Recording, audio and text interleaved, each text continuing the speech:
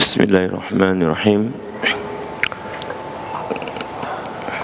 Assalamualaikum warahmatullahi wabarakatuh.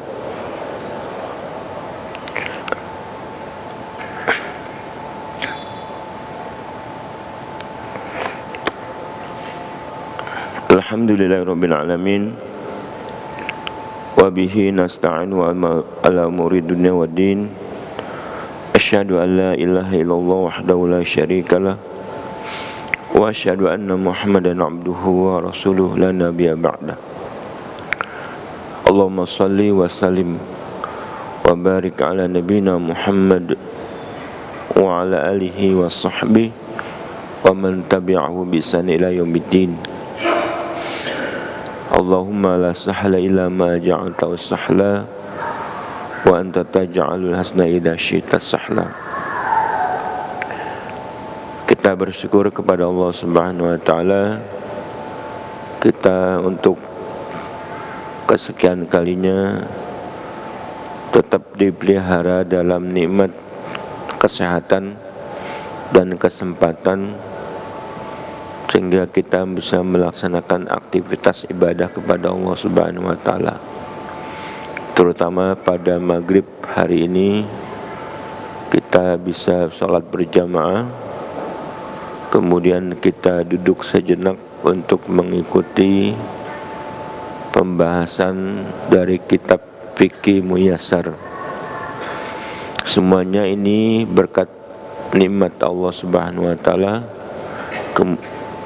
Mudah-mudahan kita mampu mensyukurinya sehingga kita punya peluang untuk ditambahkan nikmat-nikmat yang lain, terutama yang kita butuhkan. Tidak ada yang tahu apa yang kita butuhkan ke depan. Semoga kita tetap dinaungi dengan keberkahan Allah Subhanahu wa taala. Shalawat serta salam senantiasa tercurah buat baginda Nabi kita Muhammad SAW beserta keluarganya, para sahabatnya, para tabi'in, dan siapa saja yang terus tegak melaksanakan dinul Islam sampai hari kiamat kelak. Hadirin yang berbahagia,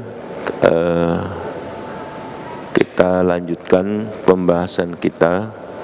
Namun sebelumnya saya minta maaf karena agak pilek ditambah batuk.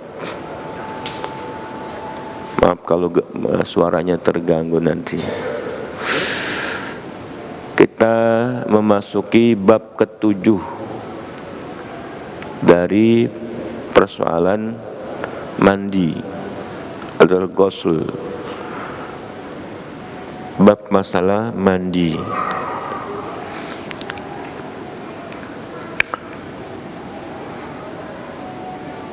Terdiri dari beberapa bagian. Bagian pertama dari hukum mandi ini adalah makna mandi, hukum dan dalilnya. Secara bahasa mandi atau al-ghuslu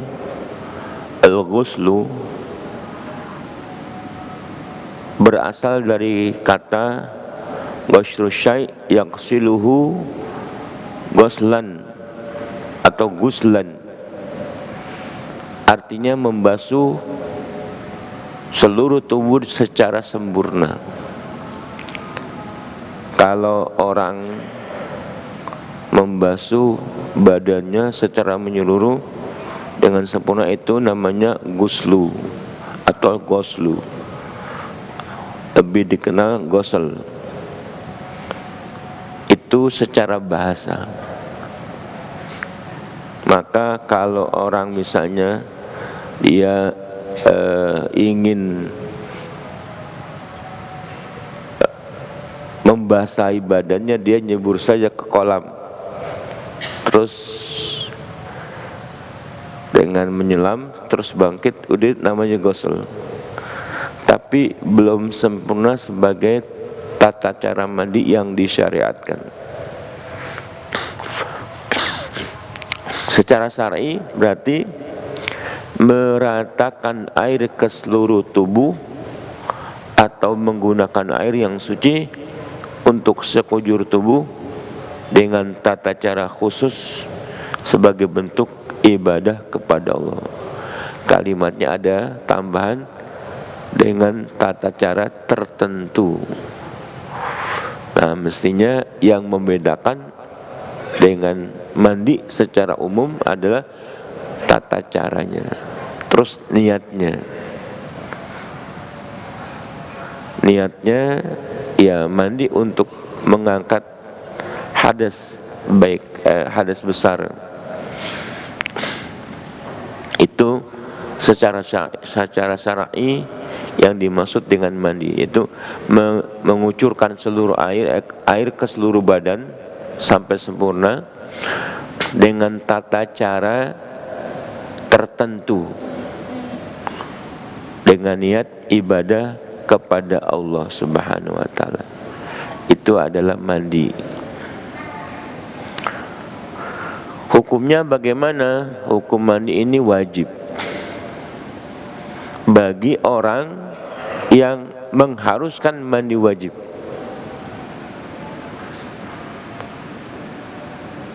Nah, kita orang beriman,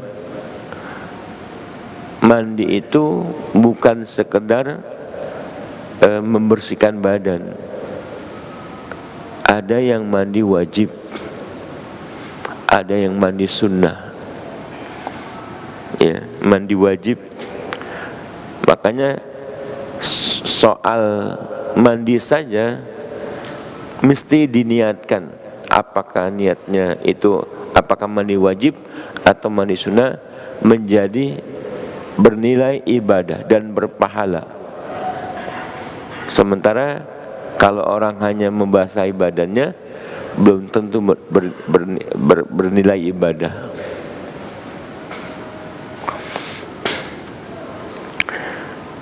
Hukumnya mandi wajib tadi berdasarkan ayat Allah, wa in kuntum junuban fattahharu. Dan jika kalian junub maka bersucilah, maksudnya mandilah. Makna fattahharu di sini adalah mandilah. Ya.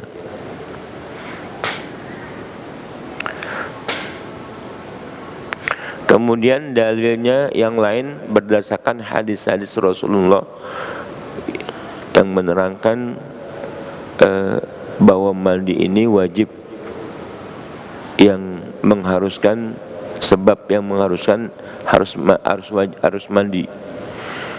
Nah, riwayat hadis yang diriwayatkan oleh sebagian sahabat menunjukkan bahwa Nabi SAW mewajibkan mandi itu. Nanti akan dalilnya bersamaan dengan keterangan-keterangan yang berikutnya.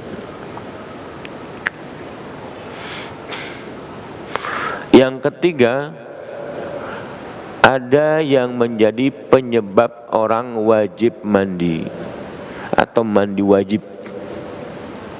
Mandi yang bernilai wajib.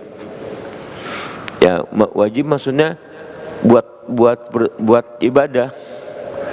Kalau orang tidak mandi, maka ibadahnya tidak sah, tidak dinilai, dan dia jadi berdosa dengan mengabaikan perintah mandi yang wajib. Misalnya sholat, orangnya junub atau haid atau yang lainnya sebab-sebab, dia tidak mandi, dia terus wudu saja, maka sholatnya tidak sah karena mengharuskan mandi. Ya. Nah, penyebab yang mewajibkan mandi ada beberapa, oleh para ulama disimpulkan sebagai berikut. Keluarnya air mani dari tempat keluarnya. Yang pertama, atau A, keluarnya air mani dari tempat keluarnya. Dengan syarat keluarnya air mani tersebut memancar, diikuti dengan kenikmatan. Nah, ini ada catatan, diiringi dengan kenikmatan, atau ini sebagai yang pertama. Nanti yang kedua tidak harus dengan kenikmatan, tetapi orang yang keluar air mani dengan memancar diikuti dengan kenikmatan itu mewajibkan mandi. Maksudnya apabila bersenggama dengan istrinya,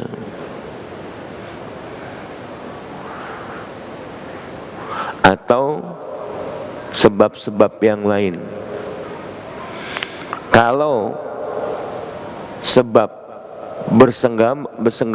bersenggama tapi tidak keluar mani, ini juga mewajibkan mandi, sebab bertemunya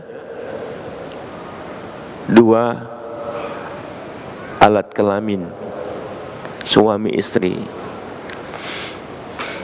Baik, ya, keluarnya air mani disertai dengan memancar dan dengan kenikmatan. Ayatnya yang tadi dalilnya wa in kuntum junuban fatahharu. Junub kita tahu. Junub itu apa sebabnya dikatakan junub?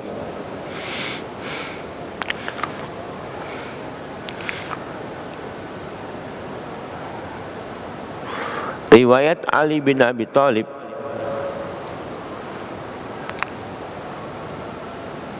idza fadhahtal ma faqtasil. Bila kamu memancarkan air mani, maka mandilah. Ini sabda Nabi kepada Ali bin Abi Thalib.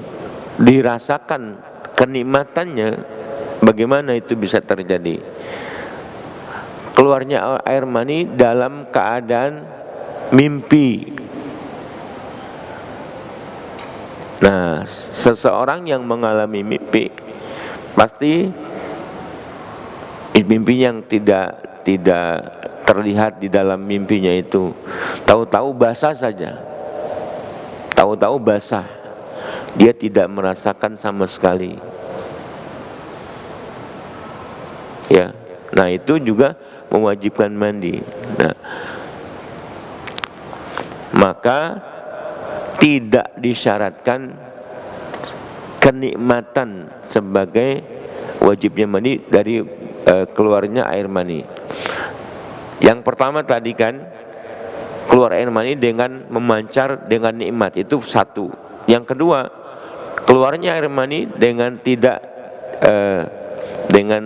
adanya kenikmatan, bisa terjadi karena dalam tidur atau mimpi. Berdasarkan sabda Nabi ditanya oleh seorang sahabat, hal 'alal mar'i ghuslun idah talamat? Qala na'am idza ra'aitil ma. Apakah mandi harus bagi wanita bila ia mengalami mimpi? Nah, dalam fikih yang banyak dibicarakan, apakah wanita itu mimpi basah? Berdasarkan keterangan Nabi SAW, memang dua-duanya, laki dan wanita, bisa mengalami mimpi, tapi jarang sekali, lebih banyak kepada laki-laki. Nah, Nabi bersabda, iya, bagi wanita wajib mandi bila dia bermimpi. Maksudnya mimpi keluar air mani, kalau dia melihat air mani. Ya, na'am idza ra'aitil ma. Ini berdasarkan kesepakatan para ulama. Ya.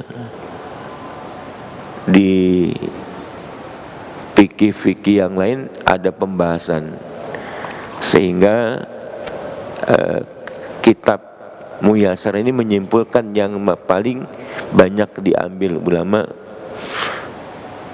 bahkan dikatakan sudah ijma ulama kalau wanita bermimpi dan melihat adanya air mani maka dia wajib mandi. Yang B sekarang, yang B. Maaf, masuknya kepala kemaluan laki-laki kepada kemaluan perempuan. Jadi risih ya. Tapi Allah tidak malu dalam mengungkapkan kebenaran. Innallaha la yastahi anil haq. Allah tidak pernah malu berbicara yang benar, baik seluruhnya atau sebagiannya, ke dalam kemaluan wanita, sekalipun tidak keluar mani dan tidak ada penghalang.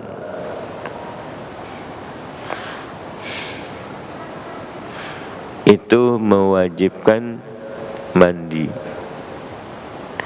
Nah, pembahasan lagi dalam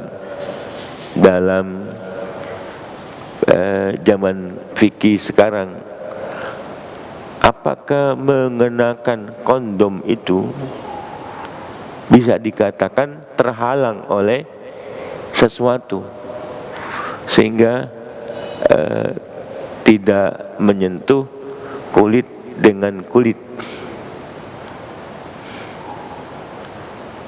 ya. Sebab dalam keterangannya selama tidak ada penghalang. Nah, bagaimana dengan kondom yang membungkus kemaluan laki-laki itu kemudian dimasukkan ke dalam kemaluan wanita? Para ulama mengatakan ini zaman sekarang, karena zaman Nabi tidak ada yang namanya kondom. Ya, apabila seseorang melakukannya tetap dianggap itu seperti masuk tanpa penghalang, karena bentuknya yang tipis dan menyerupai,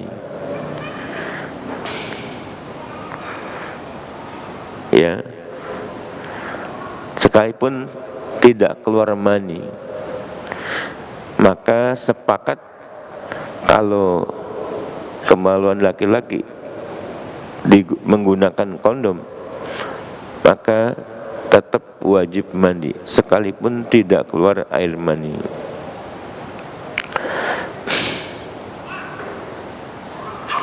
Karena hadis yang umum, bahasanya Nabi, ya, perhatikan sabda Nabi, idza jalasa baina syu'abiha al-alba' wa masa khitan al-khitan wa masal khitanu al-khitana wajibal ghuslu. Bila suami duduk di antara 4 cabangnya istri,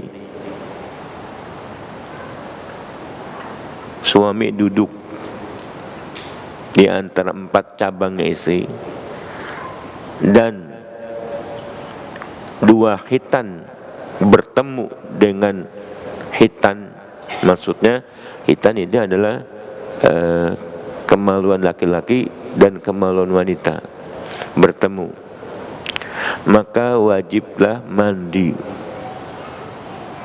Dan Nabi tidak menyebut keluar mani atau tidak. Bila sudah bercengkrama dengan istri kemudian bertemu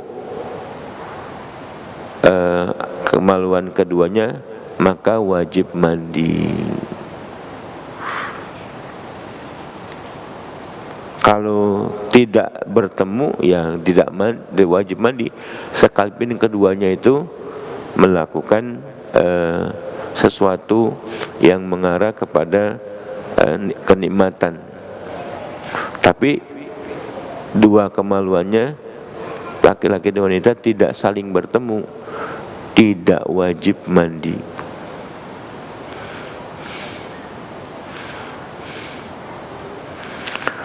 Masalah memakai katakanlah sater, pelindung, diterangkan oleh Nabi, suami yang menginginkan istrinya tetapi istrinya sedang terhalang, misalnya haid atau nifas, suaminya ingin bermain, nah Nabi menyarankan dibalik kain. Nah berarti kalau tidak keluar air mani, suaminya bersenang-senang, itu tidak wajib mandi kalau tidak keluar air mani, ya. Karena suami istri ini dialasi dengan kain sehingga tidak bertemu antara dua kemaluan ini. Nah itu yang menyebabkan dikatakan selama tidak ada penghalangnya.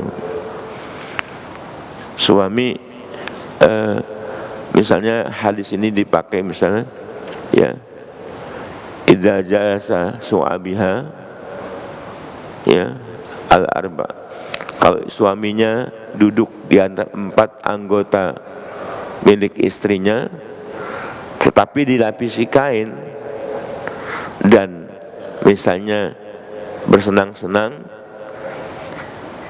tidak keluar air mani, tidak wajib mandi. Kalau bersenang-senang dengan tidak dimasukkan pas itu keluar air mani, tetap wajib mandi, ya, wajib, karena air maninya keluar. Kalau tidak keluar dan dilapisi oleh kain misalnya, maka tidak wajib mandi.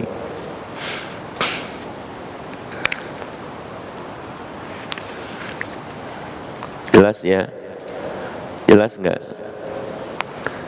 Bagi suami istri, bagi anak muda yang sudah bersuami, jelas. Yang belum menikah ini membayangkannya sulit.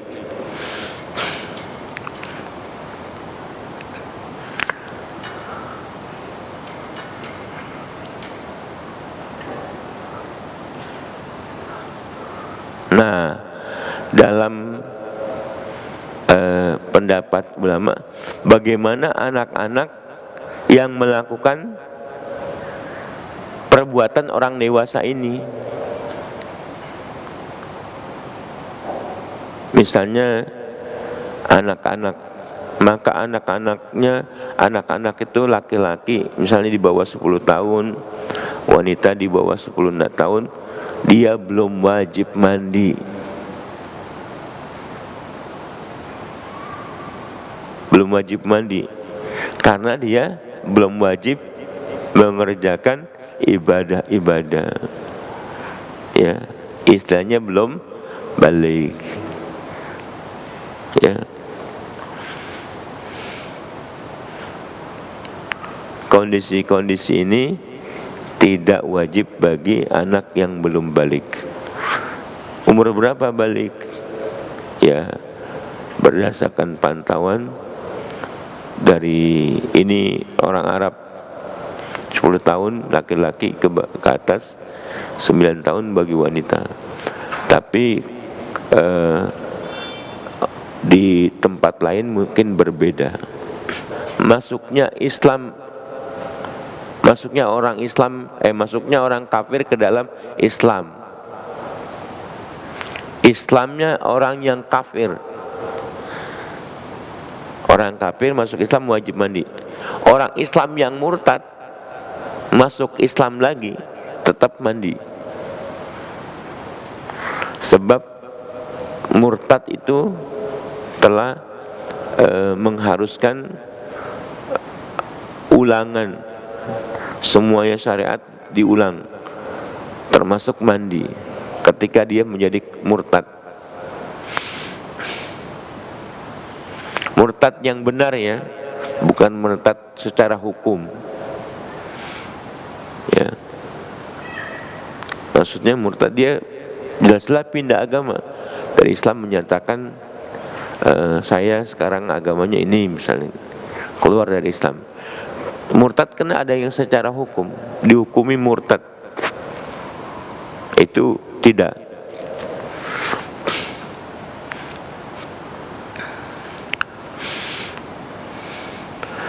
Dari sabda Nabi SAW, anna Nabiya SAW amara Qais bin Asim hina aslama ayyaktasila, bahwa Nabi SAW memerintahkan Qais bin Aslam agar mandi saat dia masuk Islam.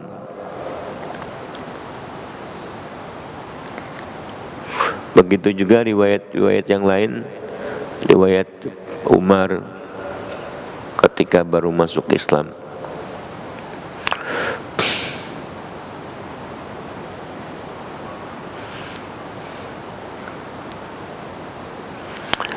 Yang keempat atau yang D, berhentinya darah nifas dan haid. Wanita sehabis mengalami haid atau menjalani nifas, darah yang keluar sehabis melahirkan, ketika sudah berhenti dia harus sholat. Nah, sebelum sholat dia harus mandi. Mandi istilahnya mandi besar atau mandi wajib. Itu buat orang yang haid atau nifas. Bahwa Nabi SAW bersabda kepada Fatimah binti Abu Hubaish radhiyallahu anha, idza aqbalatil haidhah fad'i shalah wa idza adbarat faqtasili wa shalli. Kata Nabi SAW, bila haid datang maka tinggalkanlah sholat.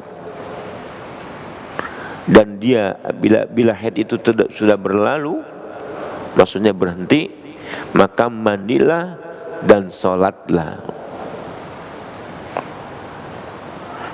Nah, ini jadi persoalan, bagaimana orang Islam yang tidak sholat?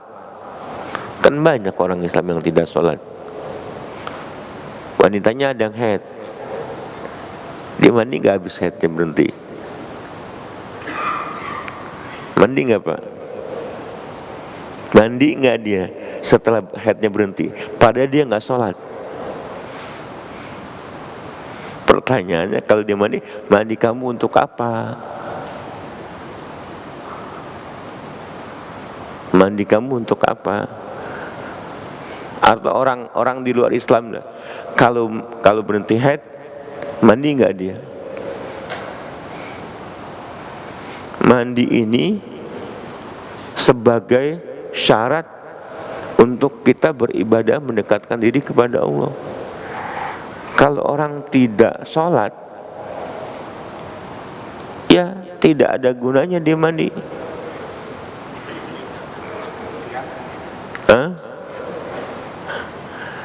Supaya bersih-bersih aja Ustaz, ya sudah, supaya bersih-bersih. Nah, kalau dia berhenti dia mandi padahal dia tidak sholat, maka kita katakan setelah ucapan yang tadi, buat apa sholat, buat apa mandi? Nah, menandakan orang Islam yang tidak sholat masih berpegang kepada aturan Islam, Kalau mandi dari kalau haid udah berarti mesti mandi. Ya, dia tidak sholat tapi mandi.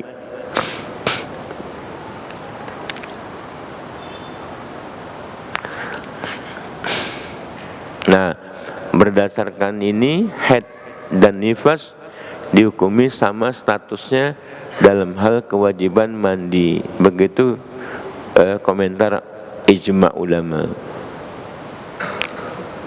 Yang meninggal dunia.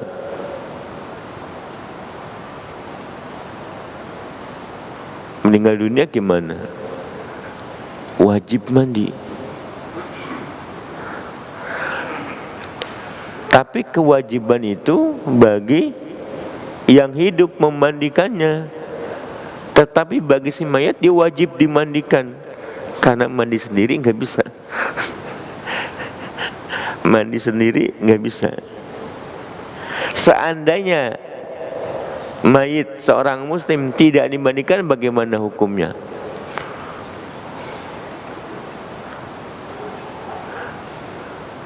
Ya, hukumnya bagaimana?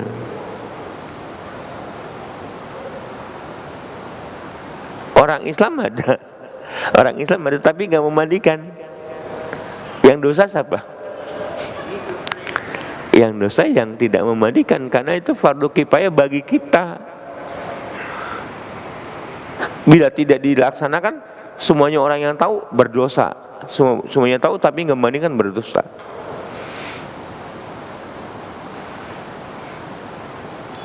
Seandainya orang Islam meninggal dunia terus tidak dimandikan, di hadapan Allah dia tidak akan berkurang baik pahalanya atau dosanya.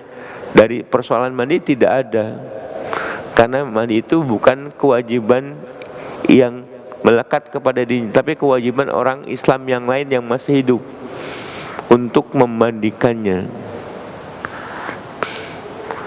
Bukan sunnah ini, mandi wajib. Mayat wajib dimandikan. Maka itu fardu kifayah bagi yang hidup. Kalau bisa dimandikan, ya dimandikan. Apapun.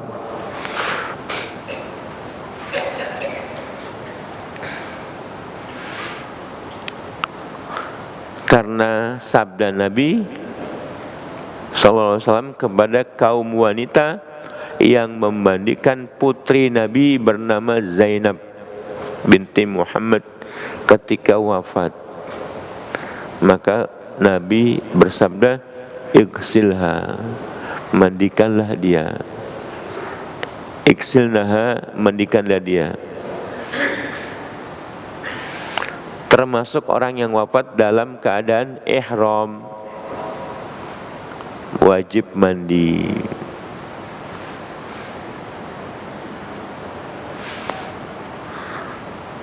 Dikatakan iksiluhu bima'in wasidrin, mandikanlah dia dengan air dan daun bidara.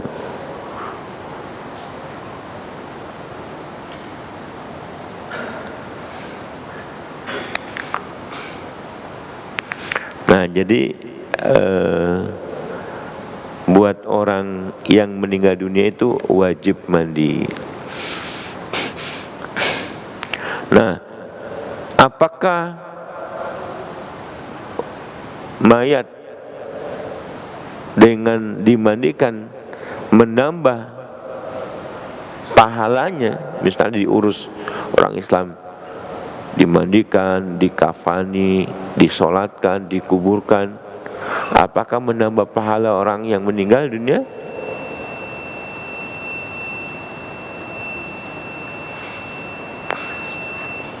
Iya, adzan dulu. Kita lanjutkan. Bagian kedua, sifat dan tata cara mandi. Dalam urusan mandi ini ada yang disunahkan, tata cara yang disunahkan oleh Nabi SAW. Yang kedua ada tata cara itu cukup sudah cukup memadai. Nah, yang sempurna adalah gabungan antara yang kedua dan yang pertama. Yang sunnah itu disebutkan oleh hadis membasuh kedua tangan, kemudian membasuh kemaluan dan apa yang terkena kotorannya, kemudian berwudu seperti wudu untuk sholat, kemudian mengambil air dengan tangan untuk diselang-selingi ke rambut kepalanya dengan memasukkan jari-jarinya di antara akar-akar rambut, kemudian mengguyur kepalanya 3 kali guyuran, kemudian mengguyurkan air ke seluruh tubuh berdasarkan hadis Aisyah muttafaqun alaih. Ini tata cara yang dianjurkan atau yang disunahkan. Adapun tata cara yang sudah cukup, orang membasahi badannya dengan air, seluruh badannya disertai niat, itu sudah cukup.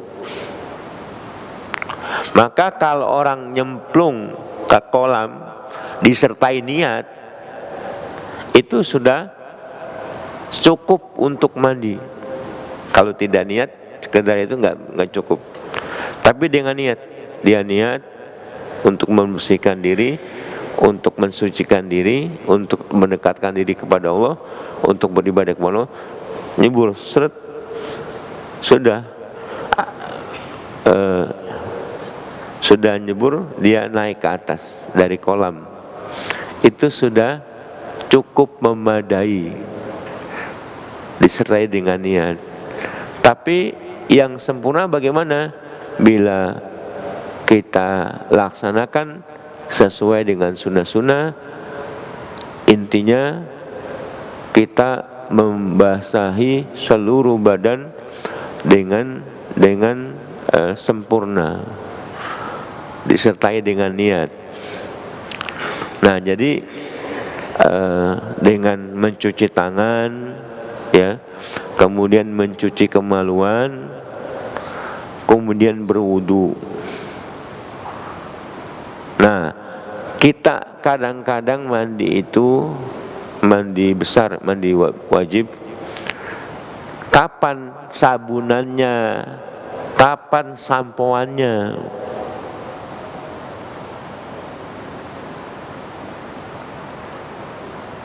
Kan kita suka sampoan, sabunan, kapan? Nah, sebelum kita berwudu. Jadi sebelum berwudu kita, misalnya kita dalam rangka membasuh, pertama membasuh tangan, kemudian membasuh kemaluan. Nah, kemudian disampoin semuanya. Setelah bersih, kita berwudu, ya. Setelah berwudu, masukkan jari ke sela-sela rambut, digosok-gosok.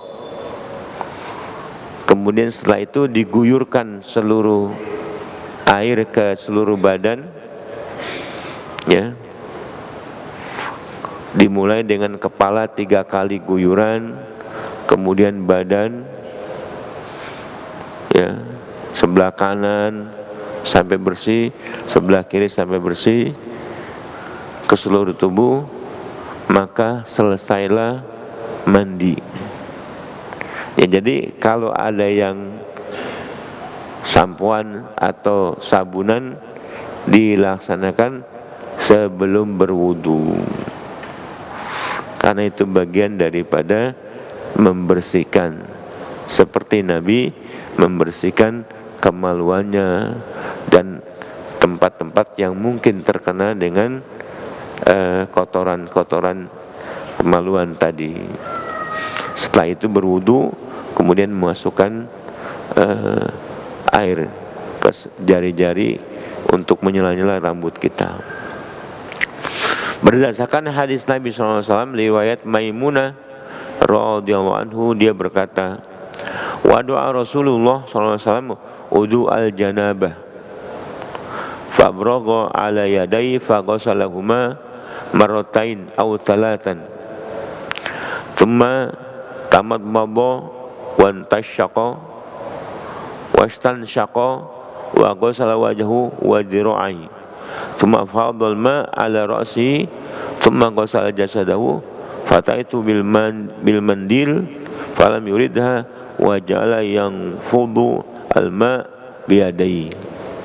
Artinya Rasulullah SAW menyiapkan air untuk mandi junub, lalu beliau menuangkan air ke kepala dengan tangan beliau, lalu membasuh kedua tangan beliau 2 atau 3 kali. Kemudian beliau berkumur, berintisyak, membasuh wajah dan kedua tangan beliau, kemudian meratakan air ke kepala beliau, kemudian membasuh tubuh beliau. Kemudian aku membawakan handuk kepada beliau, tetapi beliau tidak menginginkannya. Lalu beliau mengibaskan air ke kedua tangan beliau. Maksudnya dikeringkan tidak dengan handuk, tapi dengan dikibaskan pakai tangan beliau. Nah, digabungkan dengan hadis Aisyah, thumma yukhallilu sya'rahu biyadi hatta idza dhanna annahu qad awra bisyarataihi afadha alaihi al-ma' salatan maratan thumma ghasala sa'ira jasadu. Kata Aisyah radhiyallahu anha, kemudian Nabi menyelang-nyelingi rambut kepala beliau dengan tangan beliau sampai ketika beliau mengira air telah membasahi kulit kepala beliau, beliau mengguyurkan air 3 kali, kemudian beliau membasuh seluruh tubuh beliau. Nah, itu praktek mandi yang sempurna, yaitu digabungkan dengan sekedar cukup dengan sunnah-sunnah yang diajarkan beliau. Sedikit tambahan, bagaimana wanita yang rambutnya panjang suka apakah ikatan kepangnya itu kalau mandi dibuka atau tidak? Wanita tidak wajib membuka kepangan rambutnya saat mandi junub. Namun untuk mandi haid dia harus membukanya. Mandi junub cukup tidak dibuka, disiram saja. Tapi kalau mandi haid harus dibuka semuanya. Begitu keterangan hadis riwayat Ummu Salamah, aku pernah bertanya kepada Nabi SAW, wahai Rasulullah, sesungguhnya aku adalah seorang wanita yang mengikat kepangan rambut di kepalaku. Apakah aku harus membukanya untuk mandi junub? Jawab Nabi, tidak perlu. Kamu cukup mencidukkan air sepenuh kedua telapak tangan ke kepala kamu sebanyak 3 kali cidukan. Kemudian kamu guyurkan air ke seluruh tubuhmu, maka kamu sudah suci.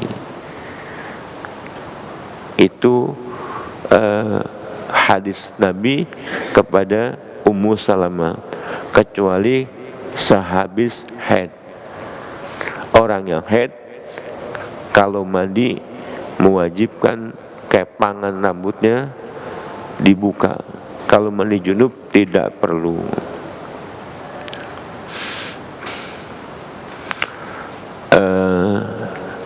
Saya rasa cukup sekian ya.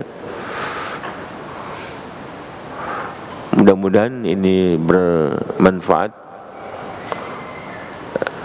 Lebih kurangnya mohon maaf. Aqulu qauli hadza wa astaghfirullah wa lakum wa la sa'iril muslimina wal muslimat fastaghfiruhu innahu huwal ghafurur rahim. Subhanakallahumma rabbana wa bihamdika asyhadu an la ilaha illa anta astaghfiruka wa atubu ilaik. Assalamualaikum warahmatullahi wabarakatuh.